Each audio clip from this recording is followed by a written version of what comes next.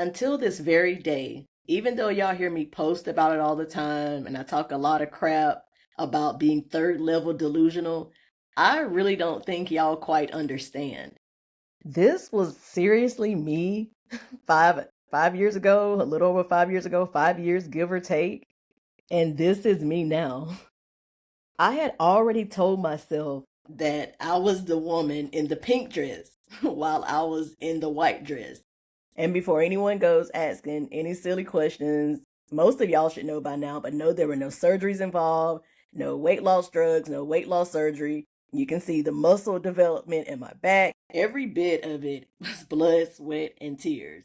I worked my butt off to get to where I wanted to be, to what I had already imagined in my head. When I was 247 pounds, I had already told myself that I was a bodybuilder, that I had all of the lean muscle mass that you see me with now, that I had the snatch weights that you see me with now. I was so obsessed with female bodybuilders that I would just watch their content over and over, pay attention to how they were eating, how they were training. I interacted with their content enough to see that some of them had major weight loss transformations. Some of them started out skinny and had to gain a lot of weight. But I especially paid attention to the ones that knew what it was to have been overweight. I made little small changes over time that added up.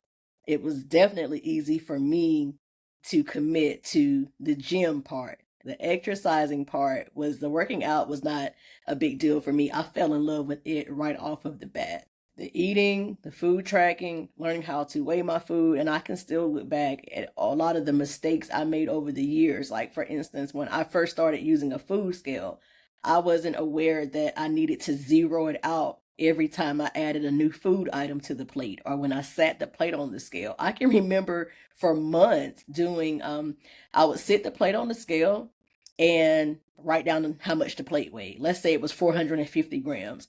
And then I would put, let's say, a piece of chicken, like a chicken breast on the scale or whatever I was eating. And then I would weigh it and go and write down and switch. It was a clusterfuck. I was taking my calculator, subtracting. I mean, these, goodness, y'all quit so easy. If anybody should have quit, it should have been me. But if wanted it bad was a person, it's me. I tell people all the time, the only reason that I am so good at it is because I spent years fucking it up. And that's okay because it helped make me great. And I don't know why y'all think that you're going to be able to come in off the rip and just master all of this stuff. You're going to have to make so many mistakes along the way, and that's okay. But what are you going to do about it? Are you going to quit? Are you going to get so frustrated that you quit, that you actually give up? That's not going to get you anywhere.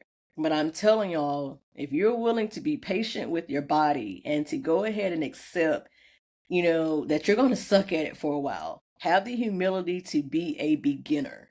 Because what you have to understand is that unlike me, and that's because I've gotten myself to this point now because I never quit, I stayed consistent. You have to understand that all of these things are going to be an interruption to your life off the bat, okay? This is not something that you're used to doing. And a lot of people, including myself at one time, and this just came back to me the other day. I was telling my daughter a story about something we were talking about, and I was like, oh my goodness, I was actually one of those people too. We don't want to humble ourselves. We think that we should not have to track calories to lose weight. We shouldn't have to do that.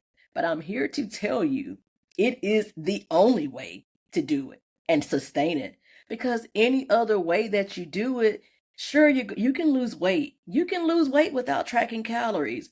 But the odds of you sustaining it is like slim to none, okay? Even if you jump the gun and do weight loss surgery.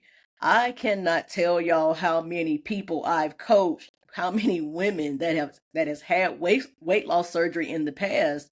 They don't have an understanding other than I had the weight loss surgery, and they think that that's just going to solve all of their little problems, and no, it doesn't. And it always shows back up years later, sometimes even sooner than that. So when I say you have to be delusional, delusional, and in the same breath, ready to make the change, like seriously, ready to get off your ass and do whatever it takes, then you can work your way towards having the life that you truly deserve and the life that you want.